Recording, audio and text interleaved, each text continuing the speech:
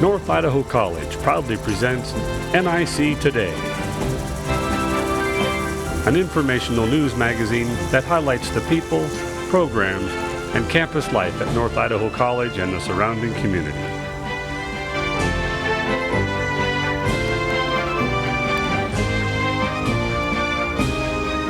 And now, your host and moderator, President of North Idaho College, Dr. Joe Dunlap.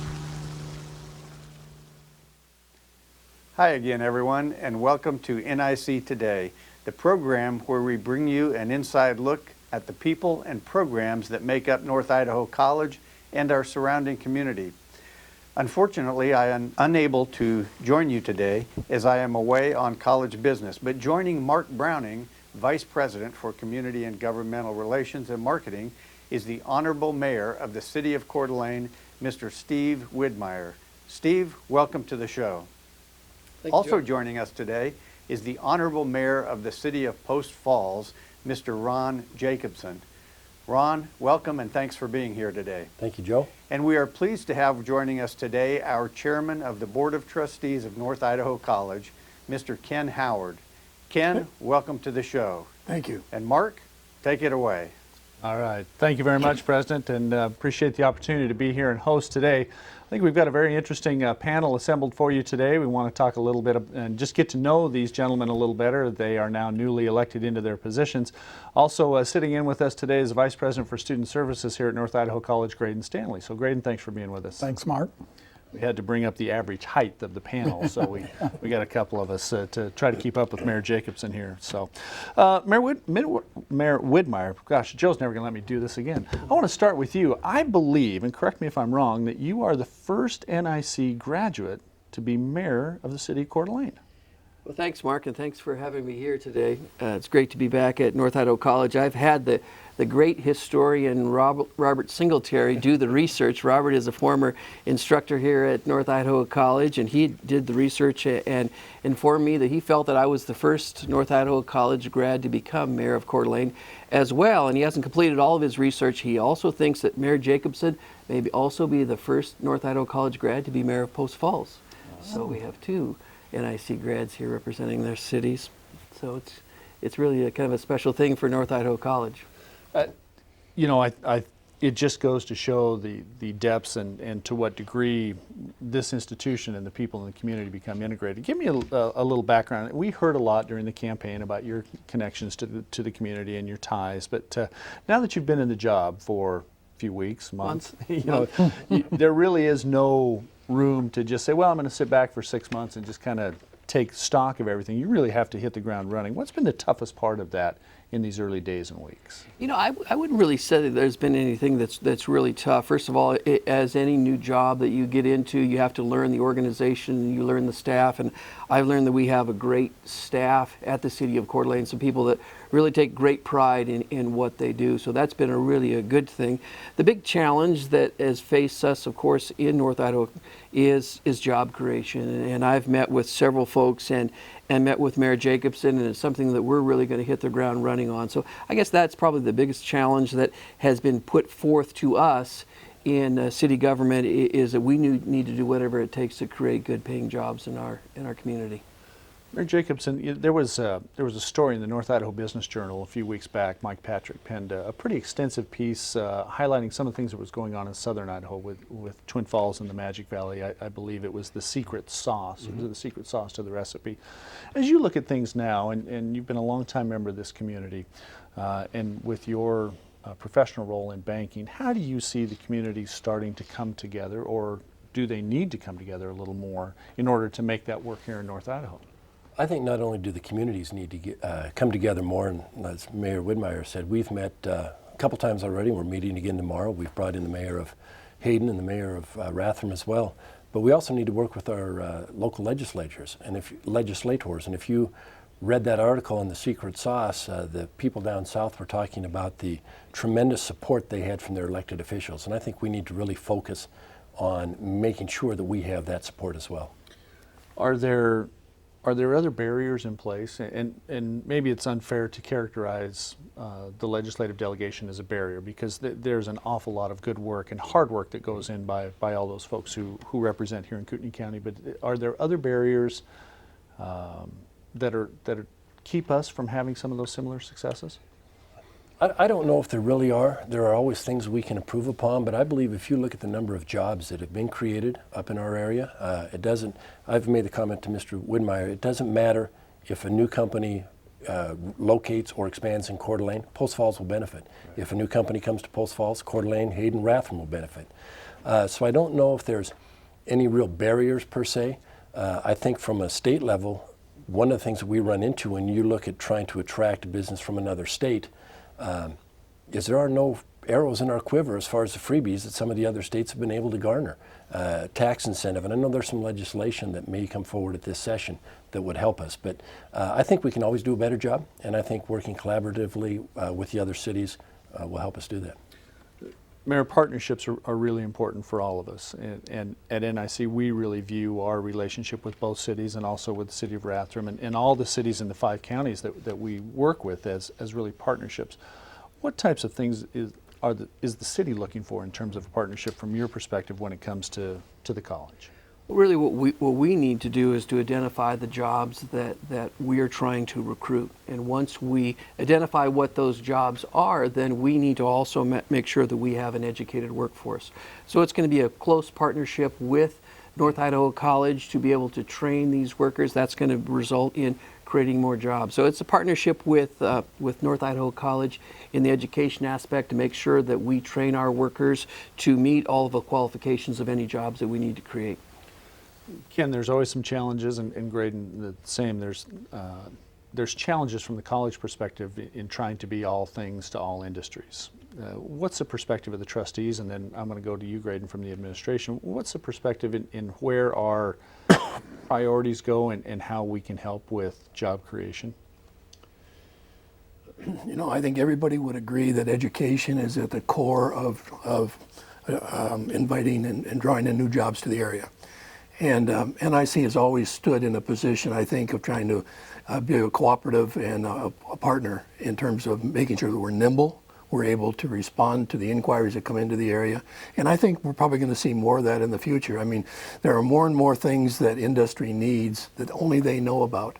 And so we have to be ready to listen to them and to cooperate with the governmental entities and the other educational entities that are in this area to help invite new jobs into the area. In higher education, I think community colleges are uniquely positioned to support economic development here. If you have a university like the mission that the University of Idaho has, or Lewis Clark State or Boise State, they have a more difficult time responding or changing, flexing to community needs. And I think Kootenai County is lucky to have North Idaho College here. We're glad to be a part of this partnership. What happened in southern Idaho from few days I spent back down there was having a community college there. Some of what you see happening in the Treasure Valley results from having a community college there. So I think we certainly have all the players at the table between the cities, between the businesses, between higher education, all these different constituents who are ready to sit down together as we see starting to happen and make that kind of growth, develop our own special sauce in North Idaho. You know, in Idaho, we often, I think sometimes, in a lighthearted sense, we joke about the state being really 3 states. There's the state of Ada, there's everything north of Riggins, and there's everything east of Mountain Home. And really those 3 states kind of almost have a mindset that we're independent one of another. Can you take that mindset and say, okay, we've got to let go of regionalism? And you hit on it, Mayor. What's good for Post Falls will have a positive impact on what's good for Coeur d'Alene and vice versa. How do we get folks in the region to buy into that, to say, you know what, it's not Latah County versus Kootenai County, but it's North Idaho versus Washington or Montana or Alberta? I think that I hadn't thought about it on the regional side as opposed to Kootenai County, but by the same token, if we can bring the jobs in, and I think something that hasn't been mentioned that we need to emphasize is retain the jobs that we currently have. Because you can bring in jobs in the front door, and if you're losing them out the back, you're not gaining any ground. So we've got to make sure that we've got the ability to train the workforce, that we can attract new businesses, And again, I think I look at it from a state perspective. If it's something that's good for the state, it's good for us as well. And I think Mayor Widmyer would probably agree. We'd much prefer to have it in Kootenai County. If we're going to attract businesses, we'd much prefer to have it in Kootenai County. But if it went down into Nez Perce or Latah County, that's going to benefit the state, I believe. And so I think that we need to just be willing to extend our boundaries, so to speak, and work collaboratively, not only with the local communities, but with the other counties as well. And again, what's good for one is probably good for all when it comes to economic development. Mayor, Ken touched on a point that the college's role is to prepare the workforce when industry lets us know, says, hey, this is what's coming down. Is there a sense from city government or from county government that says we would prefer certain types of industry, clean industry over industrial? Is it the mix? How do you approach that? You know, I think really you have to take a broad approach when you're looking at job creation. I mean, we obviously want clean jobs. We don't want any jobs here that are going to hurt our environment, or a manufacturing plant that's going to hurt our environment. But I think that we have to be very open-minded to the jobs that we want to bring here. We need to have good, well-paying jobs, and we need to be able to match our training and skills to be able to help those companies attract to come to North Idaho. And so I don't know that we can narrow our scope down, that we only want these types of jobs, because the job recruitment is so competitive. I mean, I think we need to have a broad perspective on the type of jobs that we need. And we've talked too about, and Ron and I have talked at length about the Southeast Way Corridor. And the Southeast Way Corridor is basically 50% Coeur d'Alene and 50% Post Falls, basically, from Northwest Boulevard on Southeast all the way to Highway 41. That is a jobs corridor, and something that we could develop, and something that we have a lot of land there to develop.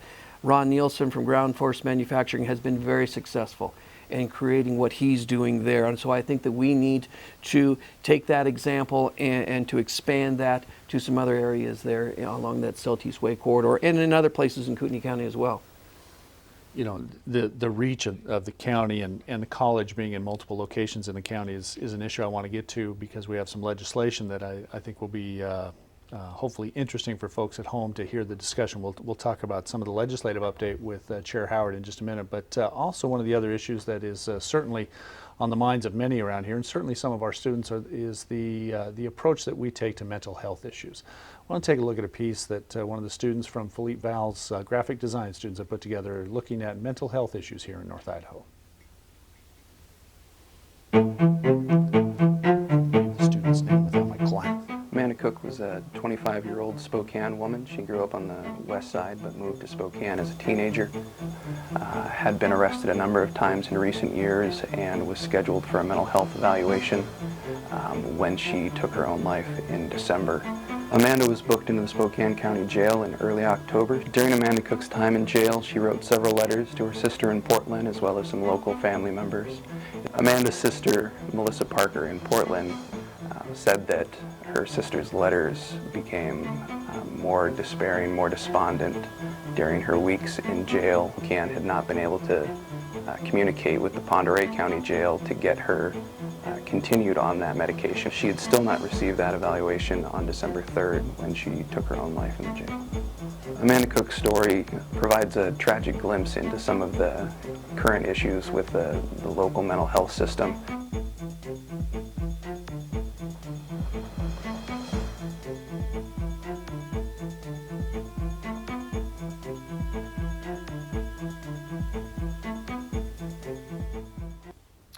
Leah, thank you very much. Difficult issues certainly to address here from the college perspective and from our society in general. And one of the elements of mental health certainly has to do with the qualifications when it comes to concealed carry weapons permits, and that is one of the legislative issues that's in front of the 2014 legislative session. Ken had an opportunity, Graydon and myself, President Joe and the other trustees, we spent some time with Boise a few weeks ago.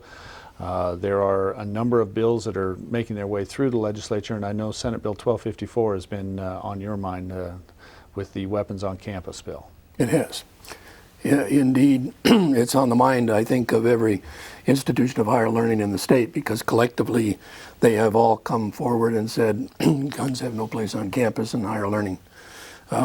Both the two-year colleges, community colleges, as well as the four-year institutions.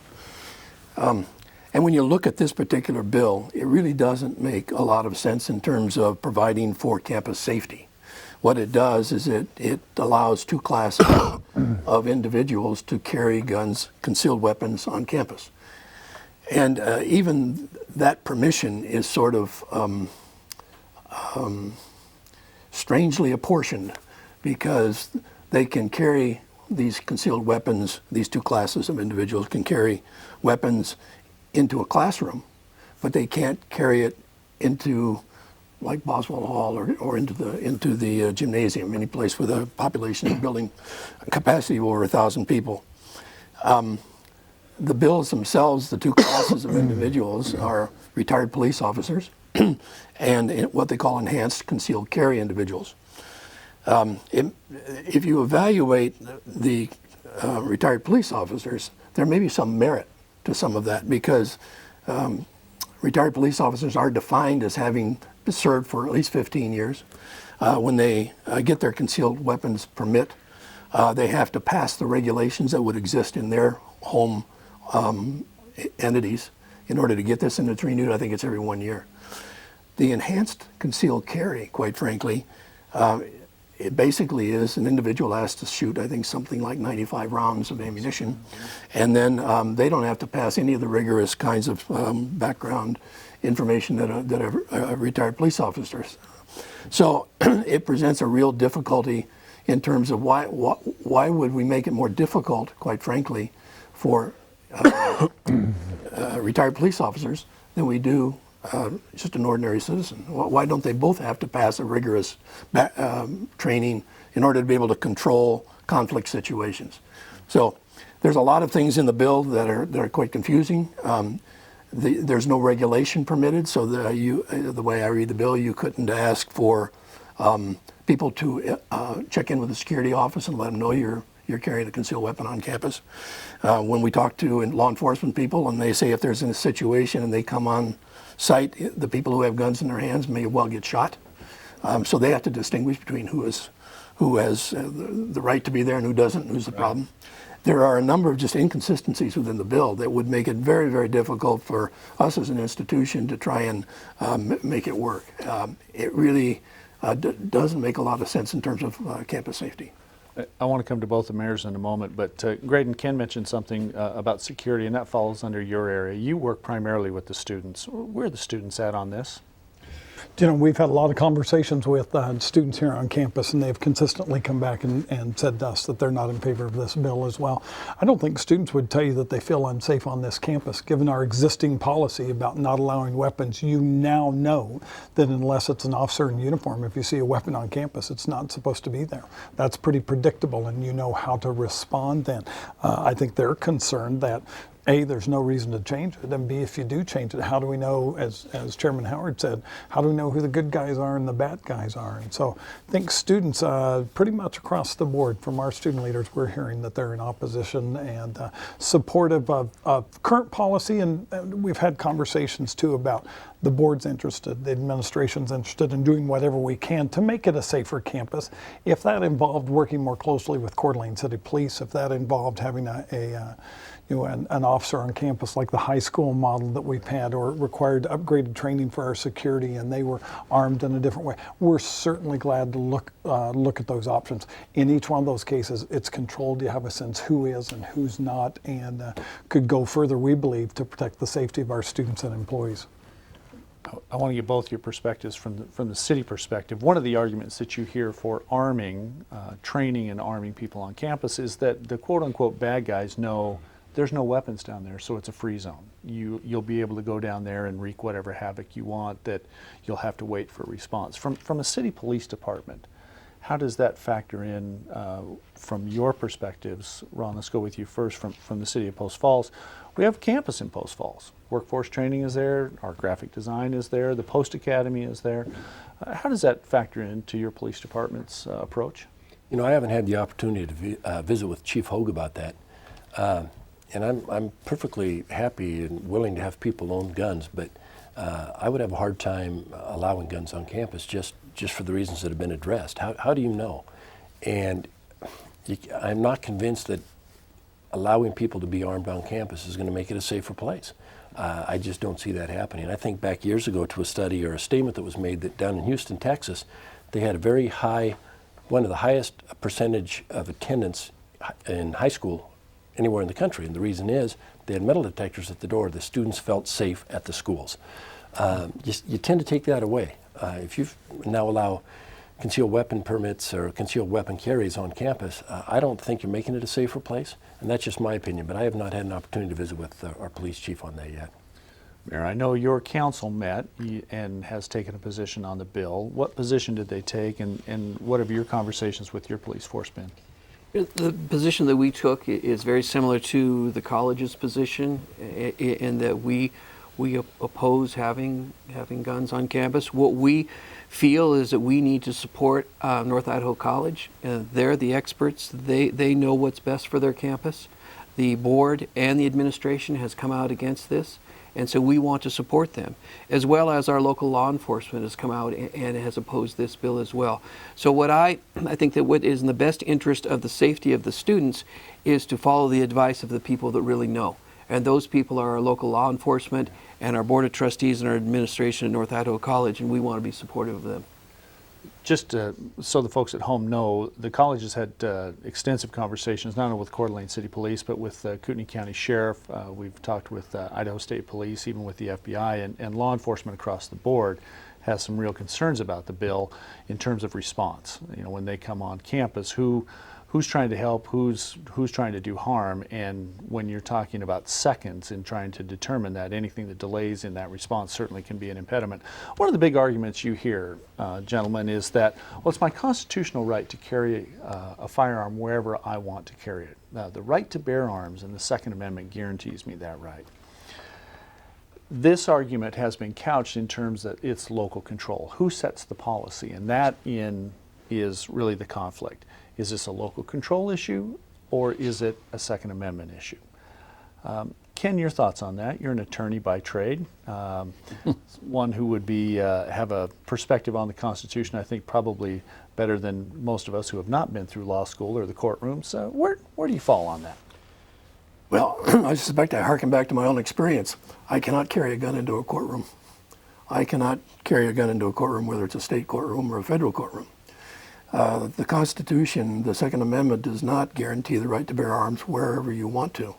There are limits to that. There are limits in terms of private enterprise. People who own a store and they don't want a gun in there, they can prohibit that.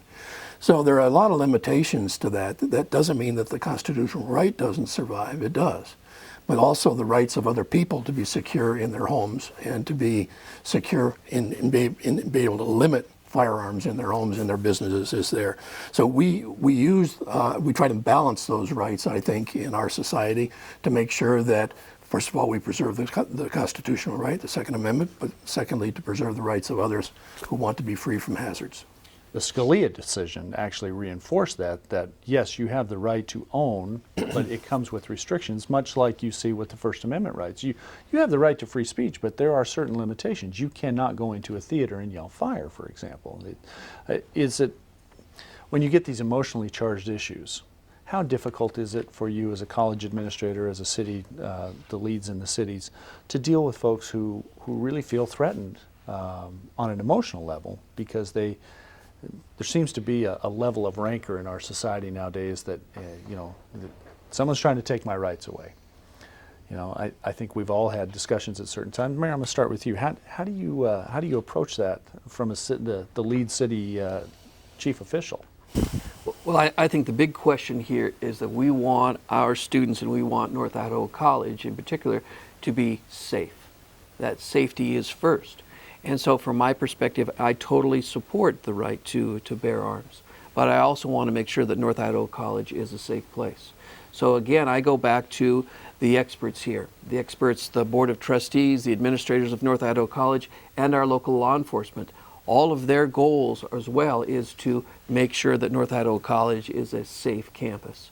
And so I would refer to the experts that they want to oppose this bill to have these firearms on campus. Any different perspective there? No, I would agree with what Steve said. And how do you deal with people that, it is emotionally charged and they are going to come forth and state that they are now losing some of their rights. I've been involved in the City Council for almost 15 years now, and regardless of what the issue is, you will find people that feel it's not fair and that you're taking something away from them. And you just have to deal with them on a case by case. I don't think a blanket statement will cover all of them. They all have different issues, different concerns. But I would agree, to me the big thing is safety. It's not to take away somebody's rights. But as Mr. Howard says, there are limitations, and I think we have to live with that. Graydon, pragmatism, I think, is probably first and foremost in your world when you're dealing with students that at an age, our average age here at NIC, I think the average student is 27. That's right. We're not dealing with students completely straight out of high school, but we have a number of high school age students here. We have a number of grade school students who are here on this campus every day. We have toddlers here in a daycare. From a pragmatic standpoint, is that the number one overriding emotion that you try to keep in place when dealing with these types of issues? Absolutely. When we talk to parents, those families that have chosen to send their children to school here, first thing that I want to be able to say, and I think all of us want to stand behind, is this is a safe place for you to send your most precious, your son or daughter, to go to school. In the environment, in the classroom, in the student union building, in the gymnasium, I can't ever imagine having students sit and learn and prosper in an environment that they don't feel safe in. So I think really first and foremost, we're supposed to be great educators, and we are, but we have to educate in an environment that students feel safe to learn. It has to start there, and we really feel like the passage of this bill would jeopardize that. And as the mayor said, all of a sudden this becomes a place that maybe people don't want to come to because they don't feel safe. I think right now our students would tell you they feel safe at North Idaho College. Maintaining that safe environment is paramount for all of us as parents, as educators, as you say. We want to thank you all for being here today. I personally believe, having been on all the public and private college campuses in this Idaho, there is in the state of Idaho, there's no better place to come and further your education than being here. So Graydon, thank you for being here today. Chairman Howard, thank you. Mark, thank you. Mayor Widmyer, a pleasure. Thank you, Mark. Congratulations. Mayor Jacobson, thank you for very being much. here. Folks, if you have input that you would like to offer not only here to the college, but also to your legislators on this issue or any other, we encourage you to do that. Available on the legislator website, which is legislature.idaho.gov. All the Kootenai County legislators' contact information is there. If you have input for what we're doing here on campus, we'd love to hear from you as well. That's board, BOARD, at nic.edu. So for each of the gentlemen here, for Andy Finney and for President Joe Dunlap, I'm Mark Browning. Thanks for joining us today. We'll see you next time.